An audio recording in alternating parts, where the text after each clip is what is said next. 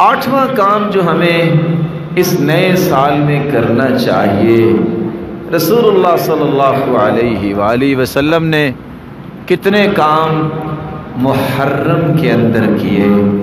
نئے سال کو نیکیوں اور خیر کے ساتھ بھرنے کے لیے ہمیں پلاننگ کرنی چاہیے۔ آپ صلی اللہ علیہ وآلہ وسلم نے 3 ہجری محرم کے مہینے میں اپنی بیٹی ام کلثوم کا نکاح کیا تھا۔ آج مسلمانوں کو دیکھیے، ذی الحجہ کی آخری تاریخ تک دوڑ لگی ہوتی ہے۔ کیوں؟ اگر مہینہ چڑھ گیا نا تو پتہ نہیں کیا ہو جائے گا، کیا ہو جائے گا۔ اللہ کے رسول صلی اللہ علیہ وسلم نے اپنی بیٹی کا نکاح محرم میں کیا ہے۔ اللہ کے رسول صلی اللہ علیہ وسلم نے بادشاہوں کو خط لکھے ہیں، امراء کو خط لکھے ہیں، دین کی دعوت کو تیز کیا ہے، دین کے پیغامات کو دنیا کے کونے کونے تک پہنچایا ہے۔ تو اللہ کے رسول نے 7 ہجری محرم میں یہ کام کیا ہے۔ تو محرم میں اپنی یہ پلاننگ بنائیں، میں نے سارا سال یہ دعوت، یہ دین کی ترویج، یہ دین کی تربیت، یہ دین کی تعلیم، اس میں اپنے آپ کو لگانا ہے۔ اور جو لوگوں نے بنا رکھے ہیں ایسے ایسے طریقے جو غلط ہیں، ان کو ختم کرنے کے لیے میں نے نیکی کا کام بھی محرم میں کرنا ہے۔ آج کوئی ہمت کرنے کے لیے تیار ہی نہیں ہوتا۔ ان سے کہہ دیا جائے نا محرم میں شادی کرنے، کہتے توبہ توبہ، نا نا نا، کیا ہو جائے گا؟ نا جی نا، یہ تو شادی کامیاب ہی نہیں ہونی۔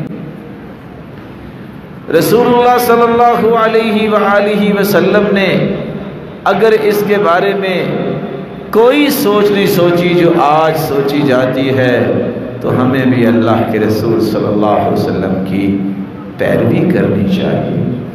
یہ محرم کا ہی مہینہ تھا جب عمر رضی اللہ تعالی عنہ کے دور میں 17 ہجری میں شہر کوفہ کی بنیاد رکھی گئی۔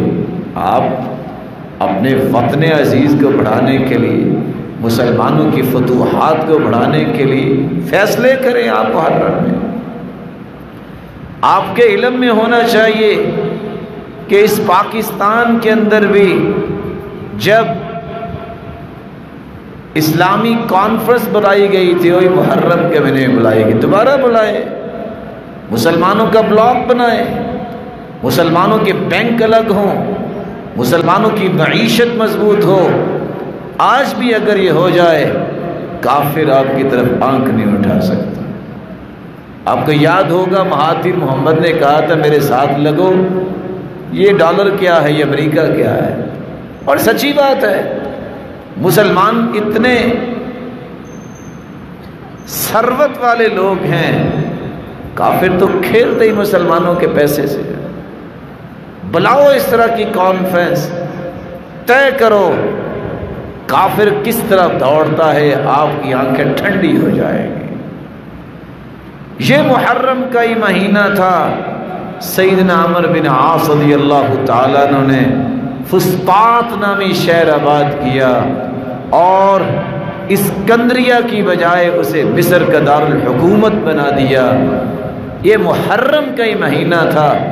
زکوٰۃ کو مضبوط کرنے کے لیے نظام رائج کیا تھا کہ لوگوں سے زکوٰۃ وصول کرو، ہے نہیں کو دیتا تو اس سے جا کے وصول کرو، اور اس کا ریکارڈ بناؤ، جو نہیں دیتا اس کے ساتھ ہم لڑائی کریں گے۔ اور سیدنا عمر، سیدنا ابو بکر نے کہا تھا اللہ کی قسم کوئی رسی بھی دیتا ہے جس نے نہ دی، میں اس کی بھی گردن اڑا دوں گا۔ آپ زکوٰۃ کا نظام سیدھا کریں، آپ کو بازاروں میں گلیوں میں کوئی فقیر نظر نہیں آئے گا۔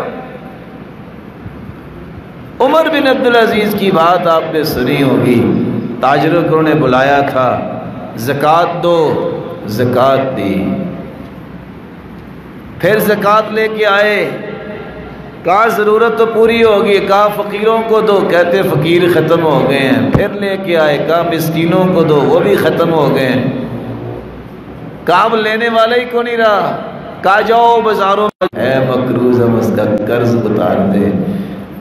آوازیں لگائی، شادیاں بھی ہوگی، قرض بھی اتر گیا۔ کہا اب بھی زکوٰۃ بچ گئی، کیا کریں؟ کہا اناج خریدو اور پہاڑوں کی چوٹیوں پہ بکھیر دو، میں چاہتا ہوں کہ میری سلطنت سے اڑتا ہوا پرندہ بھی بھوکا نہ گزرے، وہ بھی اترے اور یہاں سے کھا کے ہی جائے۔ یہ محرم کا ہی مہینہ تھا میرے بھائی۔ یہ سارے کے سارے معاملات صحابہ کرام نے کس جرت کے ساتھ کیے، اور آپ کے علم میں ہونا چاہیے شیب ابی طالب میں جب صحابہ محصور تھے، یہ مہینہ بھی محرم کی تھا جب ظلم کا صحیفہ چاک کر دیا تھا، اور جاؤ نہیں مانتے ہم۔ یہ کیا ہے یہ کفر کا غلامی؟ اس محرم کے مہینے میں ہوں مسلمان اکٹھے اور کہتے ہیں نہیں مانتے ہم تمہاری بات، کر لو جو کچھ کرنا ہے، اور انتظار کرو کیسے تمہاری ہم گردنیں توڑتے ہیں، تم آنکھ نکالتے تمہاری آنکھیں ہم کیسے نکالتے ہیں۔ یہ جرت کے کام جو ہیں محرم میں کرنے کے لیے پلاننگ کرنی چاہیے، عوام کو الگ اور حکومت کو الگ۔ اللہ عز و جلال فوج کی بھی حفاظت فرمائے اور فوج کو بھی اپنا یہ زور دکھانا چاہیے۔ اللہ عز و جلال ہمت اور توفیق سے نوازے۔